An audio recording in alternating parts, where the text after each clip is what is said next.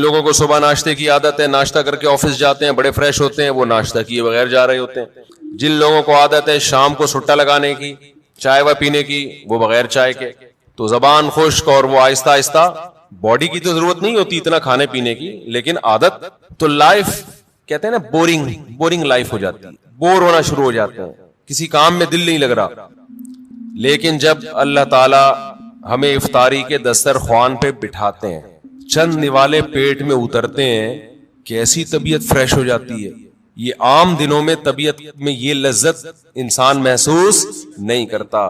تو اللہ نے کیا فرمایا، نبی نے کیا فرمایا کہ ایک روزے دار کو جو خوشی ملے گی وہ آخرت میں ملے گی، اور ایک خوشی دسترخوان پہ جب وہ افطار کرتا ہے وہ بھی بڑی مزے کی خوشی ہوتی ہے۔ اور میں آپ سے ایک گزارش کرتا ہوں، اس کا مذہب سے براہ راست تعلق نہیں ہے، میڈیکل سائنس سے ہے، لیکن مذہب بھی صحت کو کی ترغیب دیتا ہے نا صحت بنانے کی۔ رمضان میں ایک کام آپ کر لیں، تھوڑا کھانے پینے پہ کیا کر لو میرے بھائی، کنٹرول کر لیں۔ ہوتا یہ ہے کہ صبح سحری سے لے کے رات تک، مغرب تک جب ہم بھوکے پیاسے رہتے ہیں، ہماری باڈی کا فیٹ ختم ہونا شروع ہوتا ہے، باڈی نتھرنا شروع ہوتی ہے، جسم کی زکات نکلنا شروع ہوتی ہے، جسم فریش ہونا شروع ہوتا ہے۔ اس کے بعد جو حساب کتاب افطار کے وقت میں پھوڑنا پھاڑنا ہوتا ہے، اس سے باڈی کی ایسی کی تیسی ہو جاتی ہے۔ رمضان میں ہارٹ اٹیک کے واقعات میرا خیال ہے عام دنوں سے زیادہ ہی ہوتے ہیں۔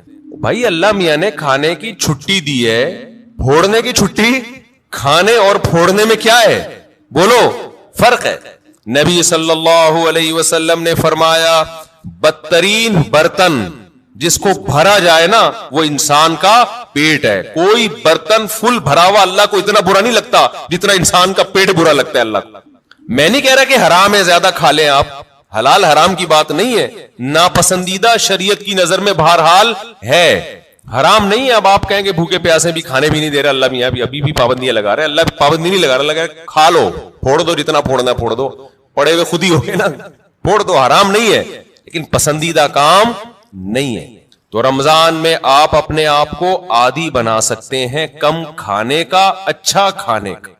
میں بھی سموسے پھوڑتا ہوں، پکوڑے پھوڑتا ہوں، لہذا میں آپ کو یہ کہوں کہ سموسے نہ کھائیں، پکوڑے نہ کھائیں، یہ غلط ہو جائے گا۔ جب میں کھانے لگوں گا میرے گھر والے میرا ہی بیان چلا دیں گے کہ آپ خود لوگوں کو بول رہے ہو کہ سموسے مت کھاؤ اور خود کیا کر رہے ہو، کھا رہے ہو، لہذا میں ایسی بات کیوں کروں جو میں خود نہیں کر رہا۔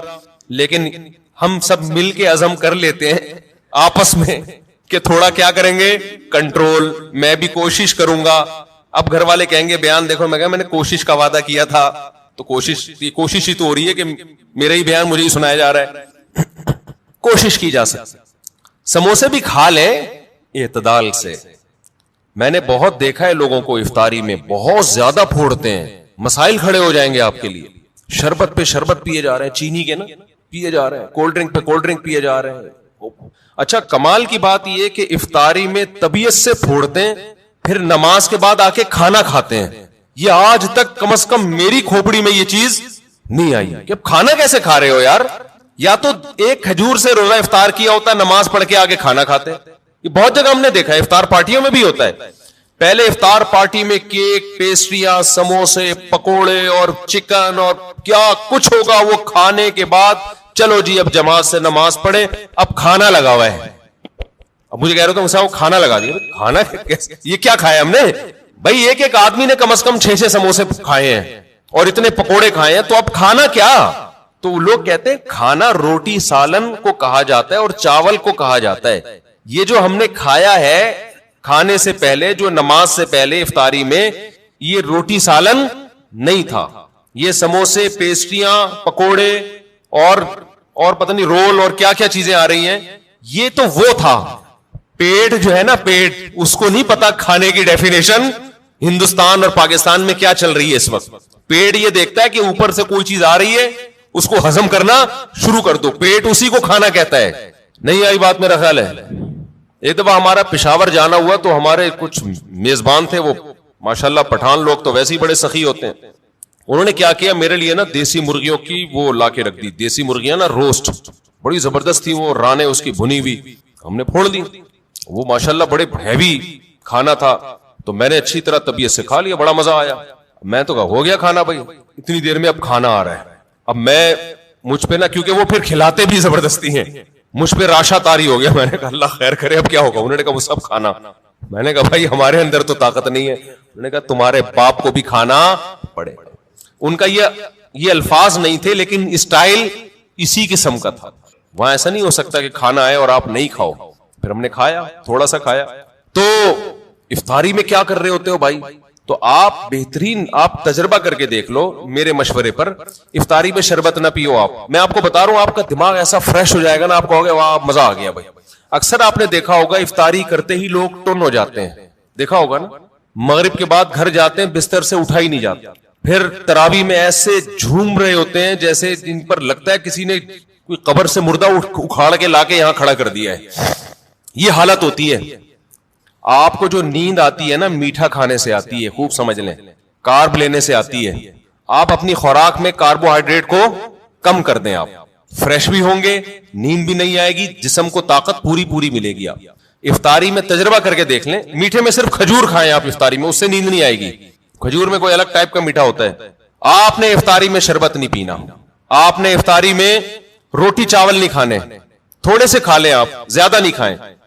کھجور کو فوکس کریں آپ, جو چنے کی چاٹ وغیرہ ہے نا اس کو فوکس کریں, وہ کھائیں, پیٹ بھی بھر جائے گا آپ کا. سفید چنا نہیں آتا اور کالا چنا, اس کی کوئی مزے کی چاٹ یا لوبیا کی چاٹ بنا کے وہ پھوڑ دیں آپ, پیٹ بھی بھرے گا آپ کا. لیمن پی لیں, لیمن لیمو کا تھوڑا سا, بے شک تھوڑی بہت چینی ڈال, وہ بغیر وہ اس کے پیا نہیں جاتا, شہد ڈال دیں اس میں تو زیادہ اچھا ہے, وہ پی لیں آپ اپنے خرچے پہ. یہ سارے کام اپنے خرچے پہ کرنے ہیں, ایسا نہ ہو مجھے فون کر رہے ہو ہم نے آپ اتنا کچھ انتظام کر لیا ہے پیسے بھجوا دیں. تو کھجورے پھوڑ دیں آپ افطاری میں, اور چاٹ واٹ سے پیٹ بھر لیں آپ, یہ چنے کی چاٹ وغیرہ سے نا, دہی بڑے وغیرہ سے, اس سے پیٹ بھر لیں آپ. تو آپ کو نیند نہیں آئے گی, آپ فریش ہو جاؤ گے, طاقت بھی پوری ملے گی آپ کو. اور یہ جو افطاری کر کے ٹن سے گھوم رہے ہوتے ہیں نا, اور تراویح میں بھی ادھر ادھر جھوم رہے ہوتے ہیں, یہ کیفیت آپ کی نہیں ہوگی. تو اس رمضان میں کوشش کر لیں روٹی چاول تھوڑا کم کر دیں, میٹھی چیزیں تھوڑا کم کر دیں. ہاں میٹھے میں کھجور کھا لیں آپ, اس سے انشاءاللہ کچھ نہیں ہوگا بلکہ فائدہ ہی ہوگا. تو یہ تھوڑا سا اس دفعہ ہمارے مشورے پہ آپ کنٹرول کر کے دیکھیں, مزہ نہ آئے پیسے واپس. تو آپ کو لگے گا آپ کی نگاہیں روشن ہو گئی ہیں, دماغ فریش ہو گیا ہے, آپ کا حافظہ اور اچھا ہو گیا. میں نے تجربہ کیا, میں ہوائی باتیں نہیں کر رہا. روزہ رکھو اور روٹی چاول ذرا کم کھاؤ افطاری میں اور سحری میں بھی, آپ ایسا نتھرنا شروع ہو جاؤ گے, ایسی آنکھوں میں بینائی آپ کی تیز ہو جائے گی اور ایسی فریش ہو جاؤ گے کہ ہٹو بچوں ہو جائے گا بس. اور کیا کہوں میں, وہ ایک مولوی صاحب تقریر کر رہے تھے نا, نہیں وہ ان کی تقریر سنا رہا میں آپ, تو وقت بھی پورا ہو گیا ہے. تو یہ تھوڑا سا رمضان میں کیا کرنا ہے, تھوڑا سا میٹھے پہ تھوڑا سا کیا کر لو بھائی, کنٹرول کر لو. میٹھے پہ, روٹی چاول بھی میٹھی ہی چیزوں میں شمار ہوتا ہے اس کا, کیونکہ اس میں کارب بہت زیادہ ہے. تھوڑا سا کنٹرول کر لیں, دیکھو آپ کی صحت, کیونکہ رمضان کا تحفہ اللہ نے غیر مسلم کو نہیں دیا, کس کو دیا ہے, مسلمان کو. تو مسلمان اس کو صحت بنانے میں بہترین استعمال کر سکتا ہے, تو روحانی فائدے بھی ہوں گے اور جسمانی بھی. لیکن مسلمان صبح سے لے کے شام تک روزہ رکھ کے افطاری میں طبیعت سے پھوڑ پھاڑ کے جسمانی قوت کا بجائے اس کو بنانے کے اس کا بیڑا غرق کر دیتے ہیں اور بیڑا ہی غرق ہو جاتا ہے. تو اللہ تعالی ہم سب کو ہدایت دے اور تمیز سے کھانے پینے کی توفیق عطا فرمائے. ایک تو اعلان سن لیں کہ میرے شیخ حضرت مفتی عبد الرحیم صاحب جن سے میں بیعت ہوں, ان کا ایک یوٹیوب چینل بن گیا ہے مفتی عبد الرحیم کے نام سے. تو آپ لوگ اس کو سبسکرائب کریں. بہت بڑے بزرگ ہیں, بہت تجربہ ہے ان کا, تقوی, علم, اہل اللہ کی صحبت. وہ تو جب آپ ان کے بیانات سنیں گے تو آپ کو اندازہ ہوگا. تو بعض دفعہ انسان کے پاس علم بہت ہوتا ہے, تجربہ نہیں ہوتا, وہ بھی بعض دفعہ لوگوں کو گمراہ کر دیتا ہے. بعض دفعہ تجربے ہی ہوتے ہیں, علم نہیں ہوتا. بعض دفعہ دونوں چیزیں ہوتی ہیں, تقوی نہیں ہوتا, اللہ کا خوف نہیں ہوتا. بعض دفعہ تینوں چیزیں ہوتی ہیں, حکمت نہیں ہوتی جو اہل اللہ کی صحبت سے انسان کو حاصل ہوتی ہے. تو ان میں الحمدللہ یہ چاروں صفات ہیں, تبھی ہم نے ان کو اپنا شیخ بنایا ہے. تو اس لیے ان کا سن لیا کریں, بہت فائدہ ہوگا انشاءاللہ. اور جب کوئی انسان میں کوئی بڑی صلاحیت ہوتی ہے نا, کام اللہ بہت لیتے ہیں, تو اس کے خلاف پروپیگنڈا بھی بہت ہوتا ہے. ہمارے ملک میں پازیٹیو وے میں کام کرنا دنیا کا مشکل ترین کام ہے. کوئی شخص ممبر پہ بیٹھ کے الٹی پھینکنا شروع کرے نا تو لوگ اس کو پسند کرتے ہیں, زبردست خاندانی مخالفتیں کرتا رہے, وہ ایسا وہ ایسا وہ ایسا, فوج ایسی, عمران خان ایسا, مسلم لیگ ایسی. ہر ایک میں برائیاں بھی ہوتی ہیں, اچھائیاں بھی ہوتی ہیں, لیکن جو نیگیٹو باتیں کرے گا نا, سیاستدانوں کے کیڑے نکالنا شروع کرے گا, ان کو گالیاں دینا شروع کرے گا, حکمرانوں کو برا بھلا کہنا شروع کرے گا, اچھی چیز میں بھی برا بھلا کہہ رہا ہوگا. ہر چیز میں نیگیٹو بات جو کرتا ہے اس کا منجن ہمارے ہاں بہت جلدی بکتا ہے. لیکن جو کام کے لوگ ہوتے ہیں نا, جن کو تبدیلی لانی ہے, وہ یہ دیکھتے ہیں کہ منفی بات بیان کرنے کا چاہے وہ صحیح بھی ہو فائدہ ہے یا نہیں ہے. اس کی مثال ایسے دیکھو, ایک عورت کا میاں جو ہے وہ نالائق ہے, باہر اس کا چکر چل رہا ہے, کہیں بہت غلط کام کر رہا ہے نا. اب آپ کو چاہیے کہ آپ اس کو جا کے بتاؤ, یار تم باہر کی عورتوں سے غلط کر رہے ہو, یہ تمہارا گھر خراب ہوگا, بری بات ہے, انسان کے بچے بن جاؤ. تو یہ اس کی علامت ہوگی آپ پازیٹیو وے میں کام کر رہے ہو. ایک طریقے یہ ممبر پہ آگے بیٹھو آپ اور بولو وہ فلاں جو ہے نا وہ بندہ غلط ہے, میں اس کی بیگم کو کہہ رہا ہوں کہ وہ بندہ غلط کر رہا ہے, اس کی بیگم تک میرا یہ پیغام جا کے پہنچا دو. یا اس کی بیوی کو جا کے بتا رہا ہے تمہارا میاں یہ کچھ کر رہا ہے. اس کا مطلب یہ آدمی سوسائٹی میں کوئی پازیٹیو تبدیلی نہیں چاہتا, بس اس کو حق بیانی کا شوق ہے. حق بیانی کا کیا ہے؟ شوق ہے بے موقع. اب جا کے اس کی بیگم کو بتانے کی کیا ضرورت تھی, یار لڑوا رہے ہو میاں بیوی میں, طلاقیں دلوا رہے ہو, اس سے کیا وہ چکر چھوڑ دے گا؟ آپ خود سمجھاؤ, اس کے باپ کو بتاؤ. اس طرح عورت کو شوہر کے خلاف, شوہر کو عورت کے خلاف, باپ کو بیٹے کے خلاف, بیٹے کو باپ کے خلاف. تو ہمارے ہاں بہت سے لوگ اس طرح سے ملک کی اصلاح کی کوشش کر رہے ہیں کہ عوام کو حکمرانوں کے خلاف, عوام کو اسٹیٹ کے خلاف, اور ایسی مخالفت ہونا جس سے فائدہ ہو کہ بھئی یہ غلط ہے یہ صحیح ہے. تو وہ مخالفت برائے مخالفت ہو رہی ہے, اس کے نتیجے میں ریاست کا بیڑا غرق ہونے والا ہے جو حالات چل رہے ہیں. تو پازیٹیو وے میں کام کرنے والے لوگ میں نے اپنی زندگی میں بہت تھوڑے دیکھے ہیں. چند ہیں بڑے بڑے علماء الحمدللہ جو بڑے پازیٹیو وے میں کام کر رہے ہیں, لیکن آپ یوٹیوب پہ دیکھو کہ ان کی مقبولیت نہیں ہے. لوگ سننا ہی نہیں چاہتے, لوگ نیگیٹو باتیں سننے کے عادی ہو گئے ہیں. ہر اچھے کام کی غلط توجیہ پیش کرنا, اور ہر غلط کام کے جو آپ کا لیڈر جو اچھا کر رہا ہے اس کو غلط کہنا, یعنی جو غلط کر رہا ہے اس کو اچھا کہنا, اور دوسرے کا لیڈر جو اچھا بھی کر رہا ہے اس کو بھی غلط کہنا. یہ پالیسی چل رہی ہے ہمارے یہاں. تو حضرت مفتی عبدالرحیم صاحب جو میرے شیخ و مرشد ہیں, وہ ان لوگوں میں سے ہیں جو الحمدللہ پازیٹیو وے میں کام کر رہے ہیں, اور بہت بڑے بڑے کام وہ کر چکے ہیں جس کا پبلک کو پتہ ہی نہیں ہے, کیونکہ ان کو نام کا بھی شوق نہیں ہے. ہم تو ان کے قریب رہے ہیں, 27 سال ہو گئے مجھے ان کے ساتھ رہتے ہوئے, ہمیں ان کے اخلاص کا پتہ ہے. لیکن جب ایک بات یاد رکھو, جب آپ پازیٹیو وے میں کام کرو گے نا, بہت سے لوگ آپ کی ٹانگیں کھینچیں گے. کوئی آپ کو اسٹیبلشمنٹ کا کہے گا, کوئی بھوٹ پالیشیا کہے گا, کوئی حکمرانوں کا وفادار کہے گا, جبکہ نہ وہ اسٹیبلشمنٹ سے 1 روپیہ لیتے ہیں, نہ کبھی لیا انہوں نے, نہ حکمرانوں سے ان کا کوئی مفاد ہے, لیا ہی نہیں کبھی نا. پازیٹیو وے میں کام کر رہے ہیں. تو آپ ذرا ان کو سنیں تو آپ کو اندازہ ہوگا کہ الحمدللہ کہ تمیز کے لوگ بھی دنیا میں موجود ہیں, جن سے آپ کو بہت اچھی گائیڈنس ملے گی اور اپنی زندگی میں تبدیلی لانے کا موقع ملے گا. آپ کہیں گے مفتی صاحب پھر آپ بھی تمیز کے بن جاؤ نا, جب اتنی تمیز باتیں کر رہے ہو. ہم جیسے ہم کو ویسے ہی رہنے دو بھائی, ہم بدتمیز ہی اچھے ہیں. ہم کیا ہے؟ بدتمیز ہی اچھے ہیں. اچھا بھائی مفتی صاحب ہولی منانا کیسا ہے؟ انتہائی درجے کی بدتمیزی ہے. ابھی تمیز پہ بات چل رہی ہے نا. ہندو منائے, آپ نہ مناؤ بھائی. اگر ہندو ہولی مناتے ہیں تو کیا انہیں روکنا چاہیے؟ اور مسلمانوں کے لیے مذہبی رواداری کی نیت سے ہولی میں شرکت کرنا کیسا ہے؟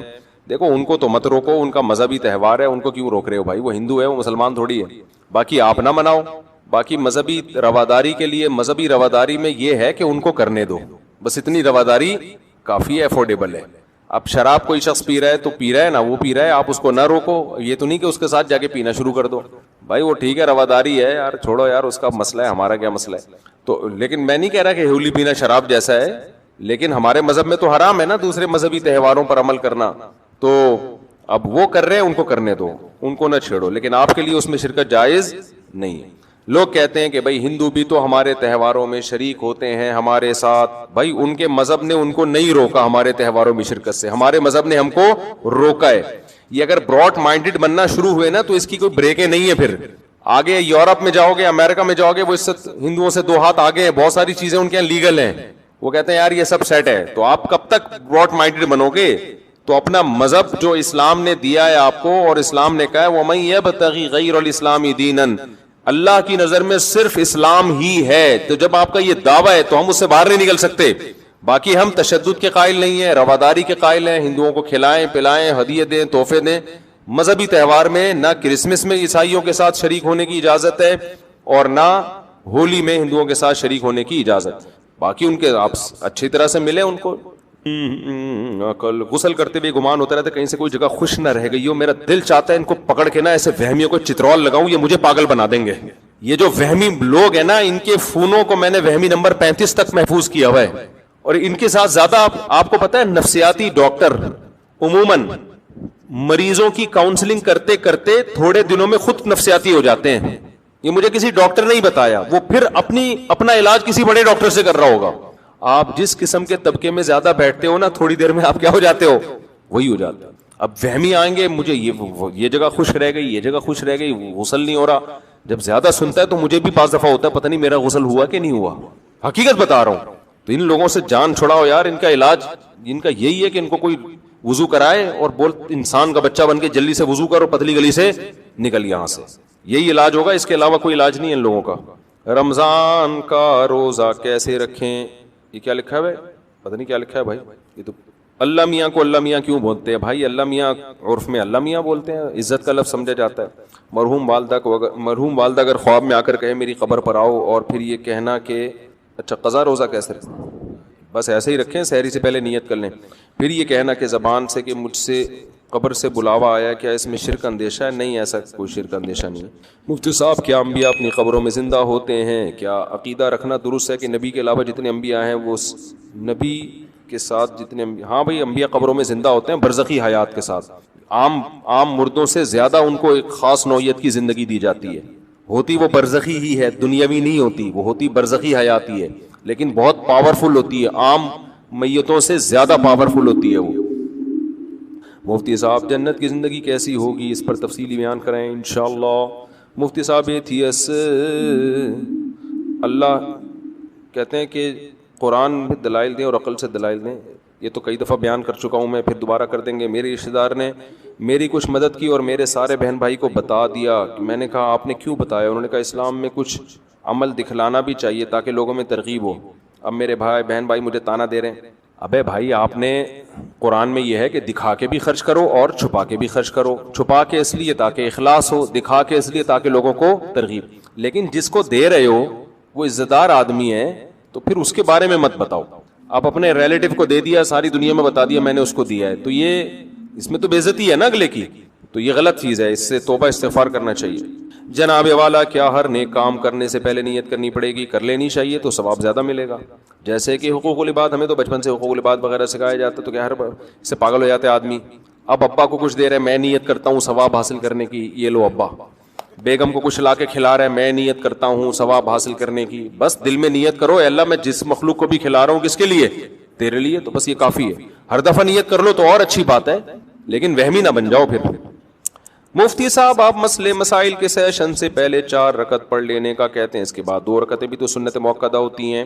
4 رکعتیں سنت موقدہ, اس کے بعد 2 رکعتوں کے بارے میں اختلاف ہے کہ وہ سنت موقدہ ہیں یا نہیں ہے. تو ہماری تحقیق یہی ہے کہ وہ سنت موقدہ نہیں ہے. بعض علماء کہتے ہیں موقدہ ہیں.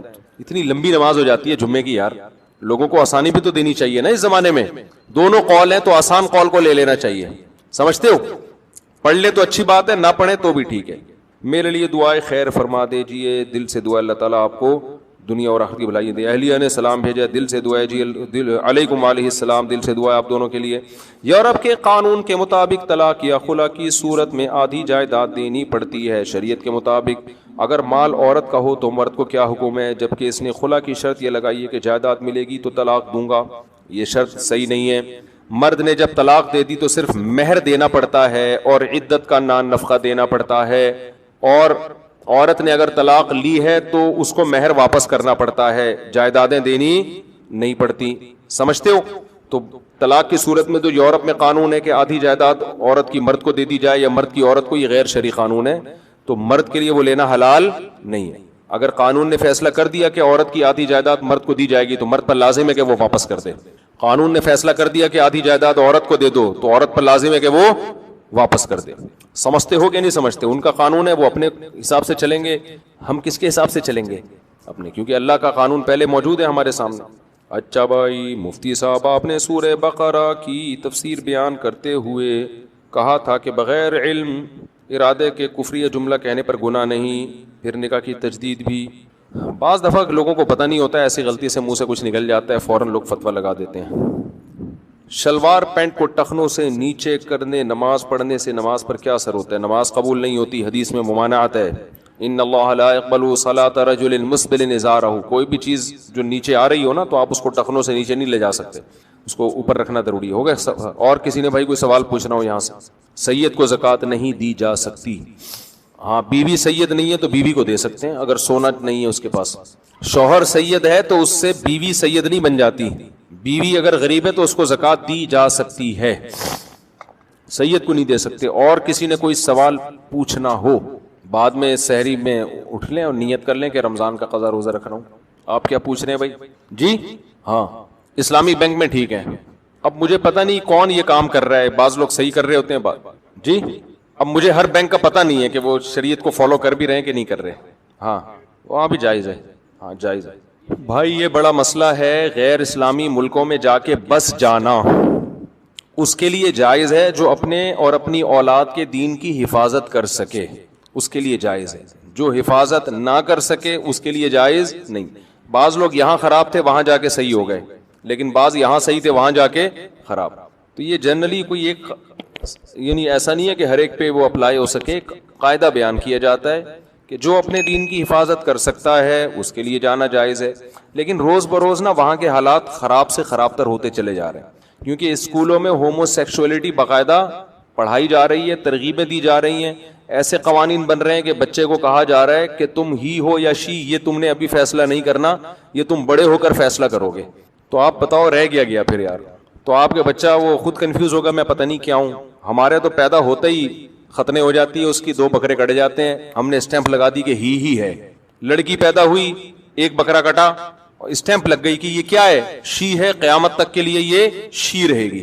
ان کے ہاں بھی یہ ہے کہ یہ آپ کا رائٹ ہے کہ آپ خود فیصلہ کریں کہ آپ ہی ہیں یا شی. اگر آپ نے کہا کہ پیدا ہی ہوئے تھے، آپ نے کہا میں شی ہوں تو شی ہیں، بعد میں آپ کو خیال ہو نہیں ہے شی والا صحیح نہیں ہے وہ ہی والا ہی ٹھیک ہے تو چلو ہی بن جاؤ. پھر خیال ہوا کہ یار وہ شی ٹھیک تھا تو شی بن جاؤ. تو کنفیوژن یہ ہے. میاں بیوی میں جو میاں تھا وہ بیوی بن جائے گا، بیوی میاں بن جائے گی. انہوں نے کہا نہیں اب ہم میاں میاں بیوی کھیلتے ہیں. تم میاں میں بیوی، جیسے بچے نہیں بچیاں کھیل رہی ہوتی ہیں، تو اب تم میاں تھے میں بیوی تھی، تو اب ہم نے اس طرح سے لائف کو انجوائے کیا. اب ایسا کرو میں میاں تم کیا ہو؟ تم بیوی. وہ کہتے چلو ٹھیک ہے، ایک ٹیکے کی دیر ہے. ایک میں نے بھی بیان کیا نا تو اس پہ ایک لبرل انٹی بہت غصے میں، انہوں نے کہا یار کوئی مرد اور عورت کا فرق نہیں ہے، ایک ٹیکا لگاؤ آدمی عورت بن جاتا ہے، عورت آدمی. میرے بیان پہ اعتراض کیا ہوا تھا انہوں نے. تو مجھے خیال ان سے بولو ٹیکا لگائے بغیر کیوں نہیں بنتا؟ وہ ٹیکا کیوں لگانا ضروری ہے؟ تو اب تو ایک ٹیکے کے فاصلے پر ہیں، جو بننا ہے آپ ایک ٹیکا لگائیں بن جائیں. آپریشن ہوتا ہے چھوٹا موٹا سا.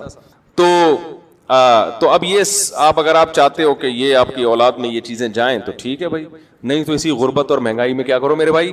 گزارا کرو. مہنگائی ہے، غربت ہے، لیکن جو ہی ہے وہ ہی ہے، جو شی ہے وہ کیا ہے؟ شی ہے. یہ بہت بڑی اللہ کی نعمت ہے الحمدللہ. آپ داماد کے بارے میں کنفیوز نہیں ہیں، ورنہ داماد کے بارے میں لوگ کنفیوز ہیں وہاں پہ، یہ پتہ نہیں میری بہو ہے کہ کم بخت داماد ہے کیا ہے. آپ کی بیٹی رخصت ہو کے جا رہی ہے کسی گھر میں، آپ کو یہی نہیں پتا کہ یہ گھر داماد بننے جا رہی ہے یا بہو بننے جا رہی ہے. یہ تو اتنی کنفیوژن پیدا ہو. اس کو کہتے ہیں براڈ مائنڈ. ہم کیا ہیں؟ آزاد خیال لوگ ہیں. تو ان کے ہاں یہ ہوگا بھائی، ہم لوگ کے ہاں ایسا نہیں ہوتا. ہم لوگ کے ہاں بیٹیاں رخصت ہو کے جاتی ہیں اور وہ بہو بنتی ہیں اور داماد ملتے ہیں جو پورے ہی ہوتے ہیں. کوئی کنفیوژن الحمدللہ اس میں ہمیں نہیں ہوتی. خواجہ سرا ہوتے ہیں، وہ پاکستان میں ٹوٹل 4000 خواجہ سرا ہیں جو سچی مچی کے ہیں، جو قدرت کی طرف سے ہیں. کروڑوں کی آبادی میں صرف کتنے ہیں؟ 4000. باقی سارے بنے ہوئے ہیں. جب ان کو پکڑا جائے نا تو پتا چلے گا پورے آدمی ہیں. یہ پیسہ کمانے کے لیے بنے ہوئے ہوتے ہیں. ورنہ جو قدرتی طور پہ جو خواجہ سرا پیدا ہوتے ہیں نا ان کا ریشو 0.1% بھی میرا خیال ہے بہت کم ہے ان کا ریشو.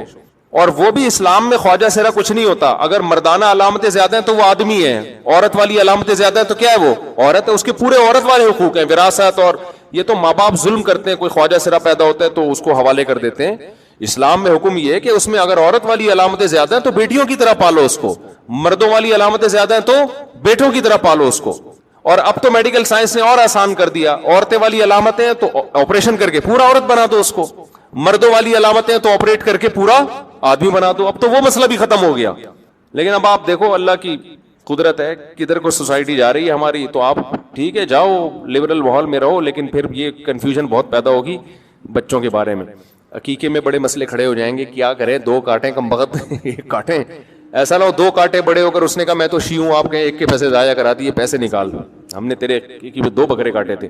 تو بڑے مسائل پیدا ہو رہے ہیں. تو جن لوگوں کو یہ خطرہ ہے کہ وہاں یہ مسائل سے وہ نہیں نکل سکتے تو ان کے لیے ٹھیک نہیں ہے. جو یہ سمجھتے ہیں کہ نکل جائیں گے ہم ان مسائل سے, تو رہ لیں وہاں جا کے. میں نے ایک لڑکی کو رشتے کی میں نے ایک لڑکی کو اللہ کی رضا کے لیے چھوڑ دیا کیونکہ یہ حرام ہے. اب وہ لڑکی بد دعائیں دے رہی ہے, کیا وہ بد دعائیں بھی لگیں گی؟ نہیں لگیں گی بد دعائیں. اور دیکھو اس سے بڑی نیکی کوئی نہیں ہے کہ انسان اپنے محبوب کو خدا کی خاطر چھوڑ دے, اصل محبوب کی خاطر چھوڑ دے. یہ بہت بڑی قربانی ہے. تو اس پہ اللہ آپ کو انشاءاللہ دنیا میں بھی بہت نوازے گا, آخرت میں بھی بہت نوازے گا. تو یہ جو ہے نا اللہ کی خاطر آپ نے کیا. باقی بد دعاؤں کی پرواہ مت کرو. یہ بد دعائیں, اگر وہ کہتے ہیں نا کوے کی بد دعاؤں سے بیل مرتے, تو کوئی بھی بیل زندہ نہ رہتا. اور آپ اس کو بلاک کر دو, گھننے بن کے بد دعائیں نہ لو اس سے. بعض دفعہ میسج دیکھ رہے ہیں, دیکھو کوئی نئی بد دعا تو نہیں آئی ہوئی. تو مقصد ہوتا ہے کہ اس انجوائے کرنا نا, تھوڑا دیکھیں محبوب نے کیا بھیجا ہے, اور خوش ہو رہا ہوتا ہے کتنا ٹینشن میں ہے بھائی, زبردست. تو اس کا طریقہ یہ ہے کہ نسیم منسیہ, بلاک کر دیا نمبر, ختم. عزت دار آدمی بیوی رکھتا ہے بس, اس کے علاوہ اس کے پاس کوئی آپشن نہیں. اس کی فائدہ پھر وہ اپنی نسلوں میں اٹھاتا ہے. عزت دار اولاد ملتی ہے, غیرت مند اولاد ملتی ہے جو اس کو محبت دیتی ہے. اور جو ٹھرکی قسم کے لوگ ہوتے ہیں, سب سے بڑا نقصان اولاد کو پتا ہوتا ہے میرا باپ 2 نمبر ہے, وہ باپ کو باپ والی عزت نہیں دیتی. سمجھتے ہو کہ نہیں سمجھتے؟ تو ہمارے گھروں میں جو عزت اور محبت ہیں یہ اسی وجہ سے ہے کہ ہمارے گھروں میں الحمدللہ مردوں میں میجورٹی پاک دامن ہے. اب خرابیاں آ رہی ہیں تو گھروں کا ماحول خراب ہوگا. کہ جو لوگ بھی سفر کرتے ہیں نا رمضان میں, وہ کہیں بھی مقیم ہوں گے اور سحری کا وقت وہاں ختم ہو جائے سفر شروع ہونے سے پہلے, تو ان پر روزہ رکھنا لازم ہے. یہ مسئلہ خوب سن لیں, پھر میں آگے شروع کرتا ہوں کیونکہ یہ بہت زیادہ سوال پوچھا جا رہا ہے. آپ جب سفر کرتے ہیں, آپ نے امریکہ جانا ہے پاکستان سے, امریکہ ہے ویسٹ کی طرف نا, تو ابھی آپ ایئرپورٹ چلے گئے رمضان میں, ابھی آپ مسافر نہیں بنے. ایئرپورٹ پہ جب تک بیٹھے رہیں گے آپ مقیم ہی ہوں گے, حتیٰ کہ آپ جہاز میں بیٹھ گئے, ابھی جہاز ہوائی اڈے پر ہے, اڑا نہیں ہے, یہاں تک کہ جہاز چلنا شروع ہو گیا اور اسی دوران سحری کا وقت ختم ہو گیا. تو چونکہ روزہ شروع اس حالت میں ہوا ہے کہ آپ ابھی مسافر بنے نہیں ہیں, تو آپ پہ روزہ رکھنا بولیں لازم ہے. تو آپ کو نیت کرنی پڑے گی, دل میں نیت کہ میرا کیا ہے, وہ روزہ ہے.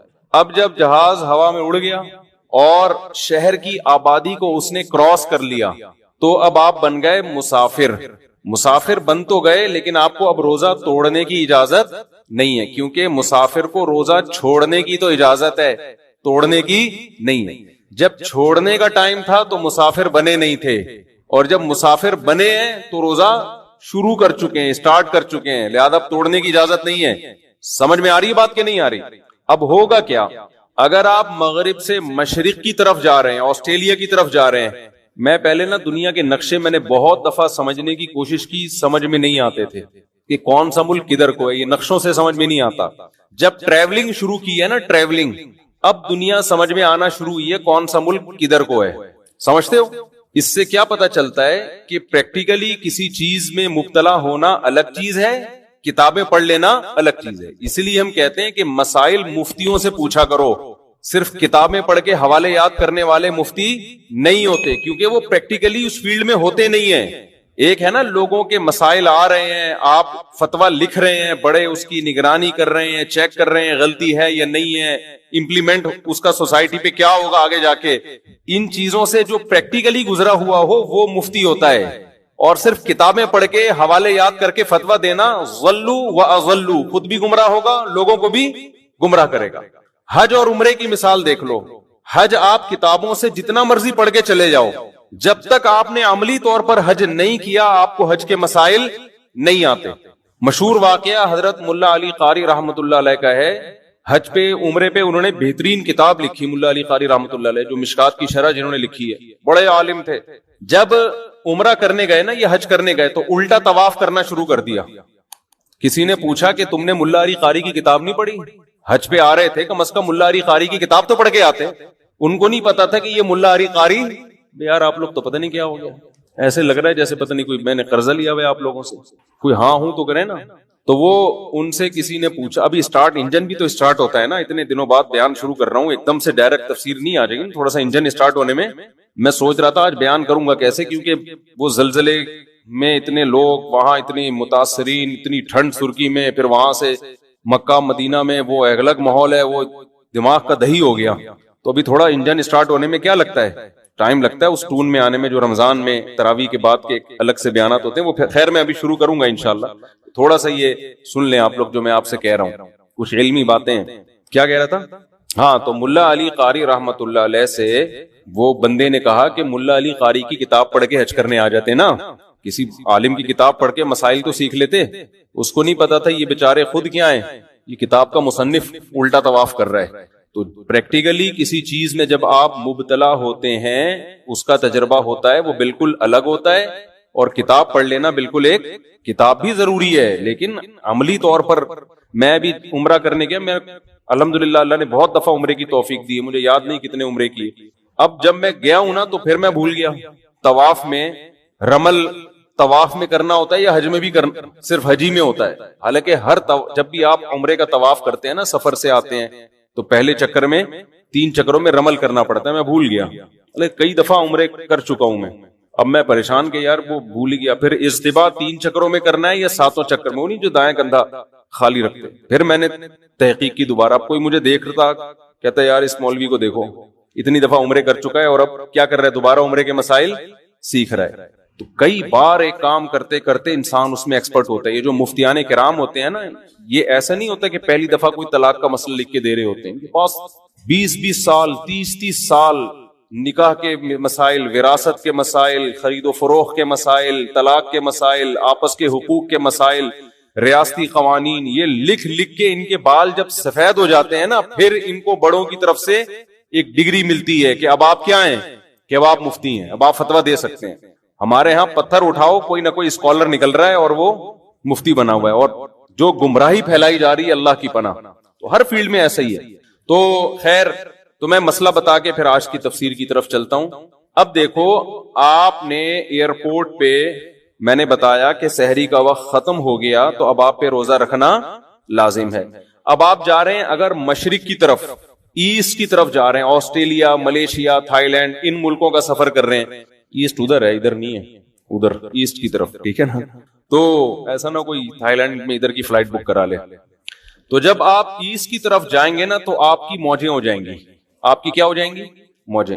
کیونکہ سورج ادھر سے نکل رہا ہے اور آپ جا کس کی طرف کو رہے ہیں؟ سورج کی طرف. تو ٹھک ٹھک کر کے نمازیں بھی آئیں گی اور سورج بھی بہت جلدی غروب ہو جائے گا. تو آپ کا روزہ بڑے مزے سے گزر جائے گا. لیکن اگر آپ کو کسی کی خدا نہ خواستہ کوئی لگ گئی ہے, کسی کی کوئی قرضہ ورزہ لیا ہوا تھا آپ نے, کسی نے کوئی دے نہیں رہا آپ, اس نے شاید رات کی تنہائیوں میں اٹھ کے کچھ آپ کے لیے مانگ لیا اللہ سے, تو پھر آپ کی فلائٹ ہوگی مغرب کی طرف, ٹھیک ہے. جہاں جہاں آپ جا رہے ہیں سورج بھی وہیں جا رہے ہیں, تو سورج غروب نہیں ہوتا, سورج غروب نہیں ہوتا. پھر اس میں آپ کا روزہ لمبا ہوتا چلا جاتا ہے, لمبا ہوتا چلا جاتا ہے. نمازوں کا ٹائم بھی بہت ملتا ہے, روزہ بھی لمبا, بعض دفعہ 20 گھنٹے کے, 22 گھنٹے کے, 23 گھنٹے کے, 24 گھنٹے کا بھی روزہ ہوتا ہے. تو ایسی صورت میں وہ روزہ آپ کو رکھنا بولو پڑے گا. سمجھتے ہیں کہ نہیں سمجھتے؟ وہ توڑنے کی اجازت, ہاں توڑ دیا تو کفارہ نہیں ہے, اس میں توڑ دیا تو کفارہ نہیں ہے, گناہ بھی ہوگا, قضا بھی رکھنی پڑے گی, لیکن کفارہ اس لیے نہیں ہے کہ سفر ہے نا, تو کفارے کے لیے تو کوئی بھی ذرا سا شبہ بھی ہو کفارہ ساقط ہو جاتا ہے. تو توڑنا جائز نہیں. ہاں 2 صورتوں میں توڑنا جائز ہے, موت کا خطرہ ہو جائے یا بیمار ہونے کا, بول لو نا کیا ہو گیا, جملہ کمپلیٹ کر لیں, موت کا خطرہ ہو جائے یا بیمار ہونے. بیمار ہونے کا مطلب یہ کہ کوئی پین تکلیف شروع, جیسے خالی پیٹ ہونے کی وجہ سے پیٹ میں پین شروع ہو گیا, درد شروع ہو گیا, یہ بھی ایک بیماری ہے. شوگر لیول اتنا ڈاؤن ہو گیا کہ شوگر کے پیشنٹ کے ساتھ تو بڑے مسائل ہوتے ہیں, چکر آنا شروع ہو گئے, یہ بھی بیماری ہے. خدا نخواستہ بے ہوش ہونے کا خطرہ ہو گیا, تو یہ بھی کیا ہے, بیماری ہے.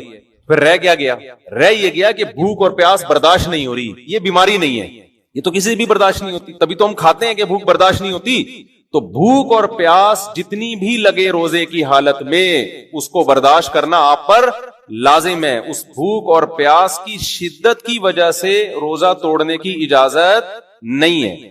ہاں بیمار ہونے کی, پیٹ میں درد ہو رہا ہے, السر کے پیشنٹ کو بہت زیادہ پین شروع ہو جاتا ہے بھوکا رہنے سے, یا شوگر لیول ڈاؤن ہونا شروع ہو گیا, بے ہوشی کا خطرہ ہے, اس طرح کے جو خطرات ہوں گے, بیمار ہونے کا خطرہ جسے کہتے ہیں, بلڈ پریشر اتنا زیادہ لو ہو گیا کہ ڈاکٹر نے کہا 2 انڈے اس نے نہیں کھائے اگر, تو بعض دفعہ بلڈ پریشر لو ہوتا ہے نا, نمک کھانا پڑتا ہے فوراً, یا انڈے منڈے پھوڑنے پڑتے ہیں, یا کوئی ORS وغیرہ پینا پڑتا ہے, تو بی پی لو ہوگا نا, یہ بھی ایک بیماری ہے.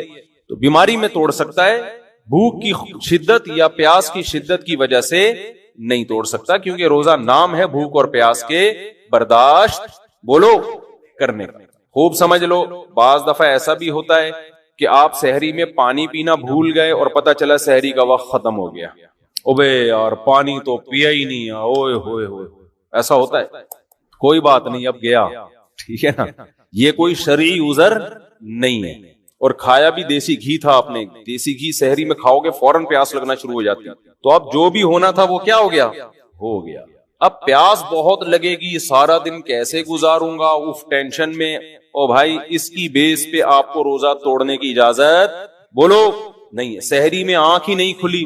ہمارا ترکی میں کیا حال ہوا, آنسو نکلتے نکلتے رہ گئے, کیونکہ ترکی میں ایک تو شہر ہے استنبول, استنبول میں تو بڑے بڑے ہوٹل ہیں, وہاں آپ جاؤ ترکوں کی ڈشیں, گوشت ملتا ہے آپ کو کھانے میں, کچھ کسی حد تک روٹی بھی مل جاتی ہے, اگرچہ یہ والی روٹیاں نہیں, لیکن بہرحال روٹی ٹائپ کی چیزیں ہوتی ہیں, گزارا ہو جاتا ہے.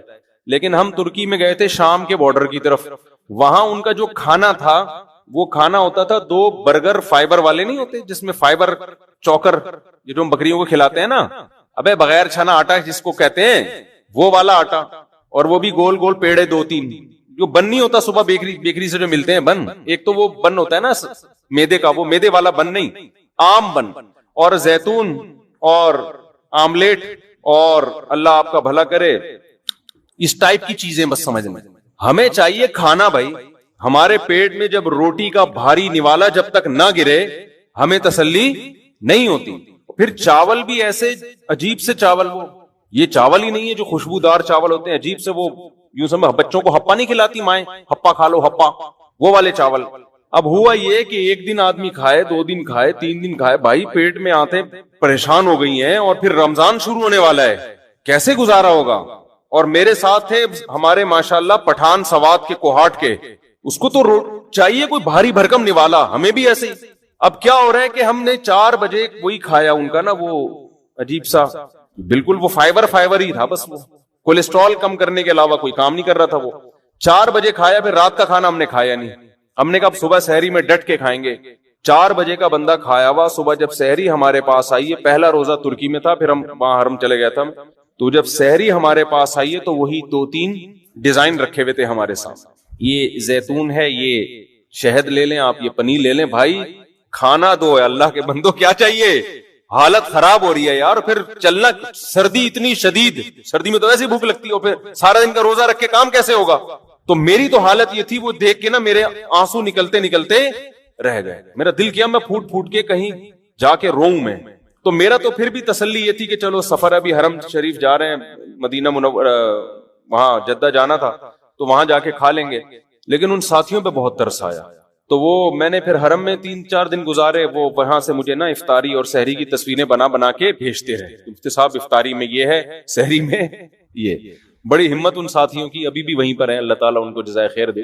تو اس لیے ہمیں جو یہاں کھانے ملے ہوئے ہیں نا, صحت کا بے شک بیڑا غرق کریں, لیکن مزہ بہرحال مزہ آتا ہے. نوالا پیٹ میں گرتا ہے, میں نے کہا ہمیں تو پراٹھا چاہیے, کچھ نوالا پیٹ میں گرے, ٹھا کر کے آواز آئے. یہ جو ہم عجیب سی چیزیں کھا رہے ہیں, چوکر فائبر, منہ میں جا کے غائب ہو جاتا ہے. وہ شہد گرے گا پیٹ میں, کیا پتا چلے گا. شہد بھی اگر ہے تو روٹی سے نا.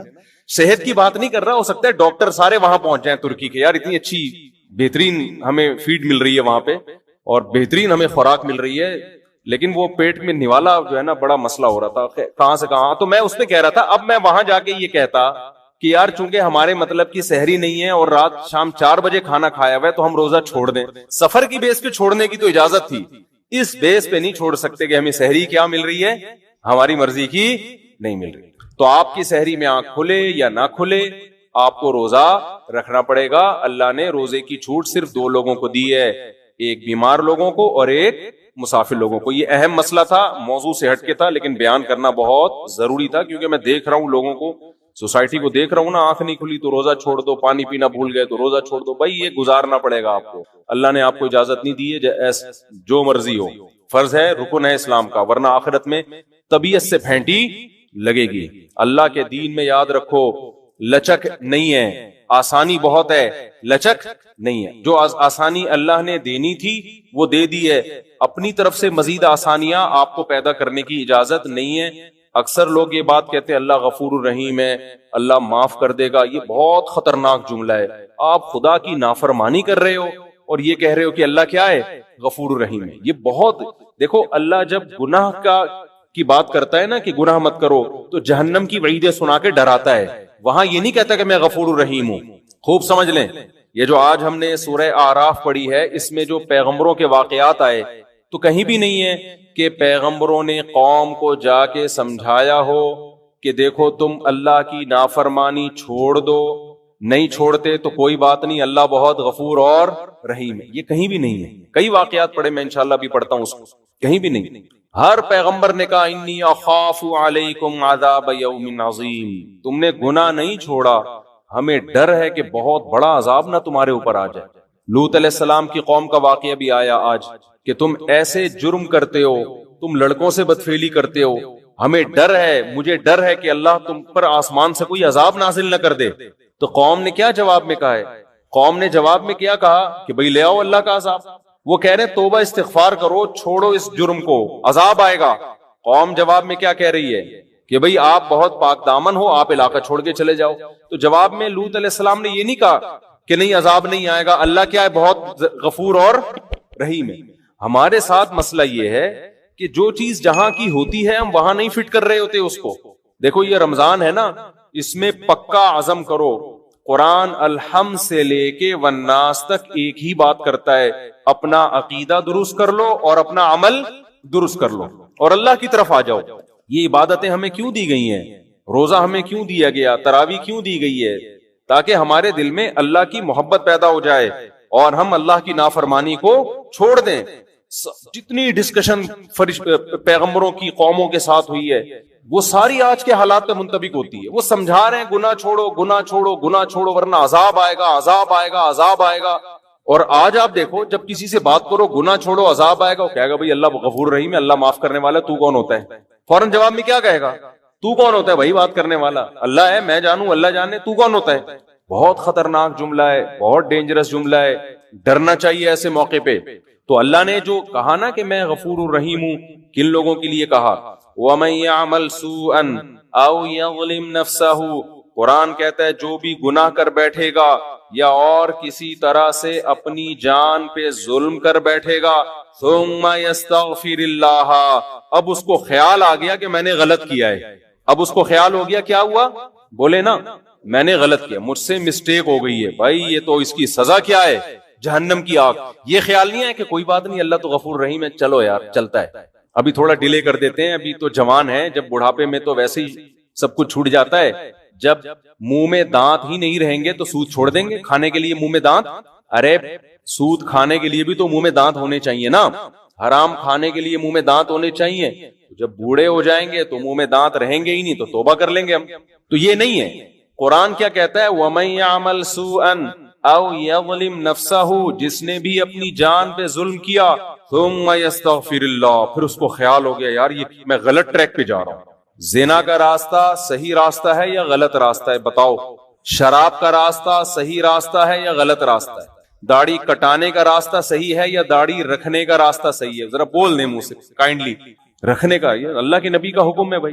माँ बाप की नाफरमानी, उनके सामने बदकलामी का रास्ता सही है या माँ बाप के सामने सर झुकाना, उनके सामने उफ ना करना, ये रास्ता सही है? उनकी फरमाबरदारी वाला रास्ता है। औरत का अपने शौहर की नाफरमानी वाला रास्ता कि मेरे वही राइट हैं जो आपके, आप कौन होते हो मुझ पर ऊंची आवाज से बात करने वाले, मैं क्यों मानूं, मेरी अपनी लाइफ, आपकी अपनी लाइफ, ये वाला रास्ता सही है? या औरत कहे कि आप मेरे शौहर हैं, मेरे सर के ताज हैं, मैं आपके मातहत हूं, मैं आपकी फर्मा बरदारी में इज्जत और फख्र महसूस करती हूं, ये वाला सही है? बताओ ना।